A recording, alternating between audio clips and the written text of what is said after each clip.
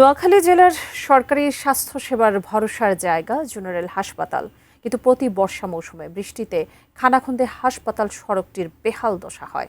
চরম দুর্ভোগে পড়ে রোগী ও স্বজনরা। বিস্তারিত জানাতে সরাসরি যুক্ত হচ্ছেন প্রতিনিধি ফয়জুল ইসলাম জাহান। জাহান, এই যে বেহাল দশা, কর্তৃপক্ষ আসলে কি বলছে? মেরামতের কোনো উদ্যোগ তারা নেবে কিনা?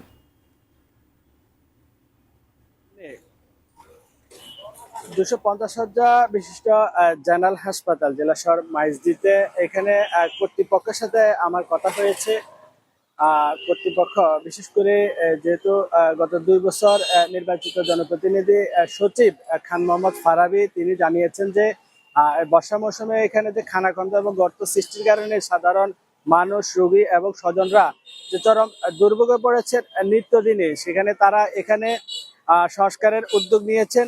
কিন্তু সংস্কার গত 15 দিন আগে এখানে এই সড়কটি সংস্কারে কিছু উদ্যোগ নেওয়া হয়েছে, কিছু খানাখন্দে ভরাট করা হয়েছে, কিন্তু আবারও এই যে বর্ষা মৌসুমে বৃষ্টিতে সে খানাখন্দগুলো পুনরায় আবার খানাখন্দ এবং গর্তের সৃষ্টি হয়ে মানুষজন চরম ভোগান্তিতে পড়েছেন।